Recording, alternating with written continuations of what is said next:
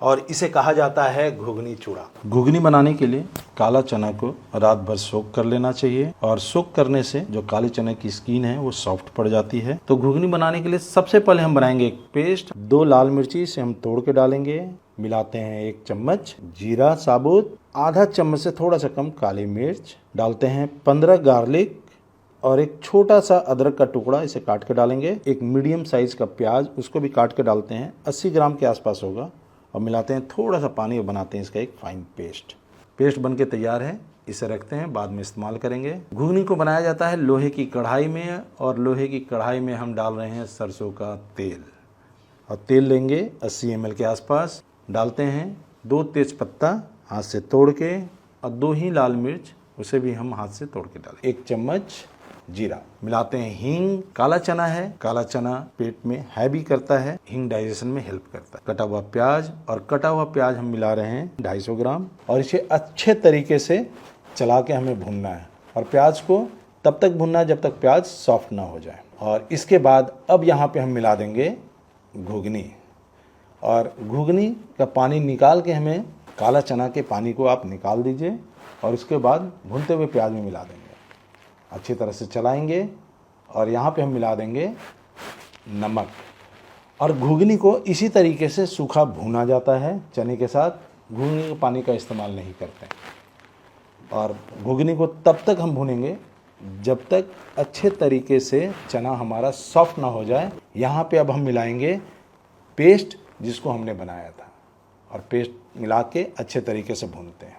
बहुत अच्छी रेसिपी है, ट्राई ज़रूर कीजिएगा। अब हम यहाँ पे मिला रहे हैं 1 चम्मच हल्दी, और साथ में डालते हैं धनिया हम लेंगे 1.5 चम्मच, और भूनते हैं। इसके बाद हम मिला रहे हैं 100 ग्राम कटा हुआ टमाटर, अच्छे तरीके से भूनेंगे। अब नीचे जो पिंदे में चिपक रहा है उसे भी खरोच लीजिएगा, उससे स्वाद बढ़ता है। और ये जो घुगनी है इसी तरीके से भून के बनाई जाती है, और भुनने से ही मसाले से स्वाद निकल के आता है, और घुगनी हमारा स्वादिष्ट बनता है। और अब हम मिला रहे हैं गरम पानी, और पानी मिला के अच्छे तरीके से हम चला लेंगे। और ये जो मसाला अब चिपक रहा है वो छूट जाएगा, इसे भी छोड़ा लेते हैं, और वापस से हम मिलाएंगे 1 कटोरी पानी। तो हमने टोटल आधा किलो चने का इस्तेमाल किया है, पानी भी हमने इतने ही डाला है। अब यहाँ पे हम ढक्कन लगा के पानी सूखने तक अच्छे तरीके से पकने देंगे, और गैस के फ्लेम को स्लो कर दें। अब देखिए घुगनी हमारा धीरे धीरे गाढ़ा हो रहा है। अब घुगनी को हम साइड में रख देते हैं पकने के लिए, और यहाँ पे हम लेते हैं चूड़ा, जिससे पोहा बनाया जाता है, फ्लैटन राइस। और तेल गर्म हो चुका है, तो थोड़ा सा चूड़ा डाल के हम तेल की हीट को चेक कर लेंगे। और ये देखिए हीट सही है, इसे बाहर निकालते हैं। और अब डालते हैं चूड़ा, और इसे हाई हीट में हमें फ्राई कर लेना है। डालते ही अच्छे तरीके से क्रिस्पी हो जाएगा, और इसे बाहर निकाल लेते हैं। ठीक इसी तरीके से हमें अपने सारे चूड़ा फ्राई कर लेना है। बिहार झारखंड में चूड़ा बनाने के कई तरीके हैं, और घुगनी के साथ चूड़ा कई तरह से खाया जाता है। एक तरीका यह है, और दूसरा तरीका यह है कि हम इसे अच्छे तरीके से सूखा भून सकते हैं, थोड़ी सी हल्दी के साथ, और मिला देंगे नमक।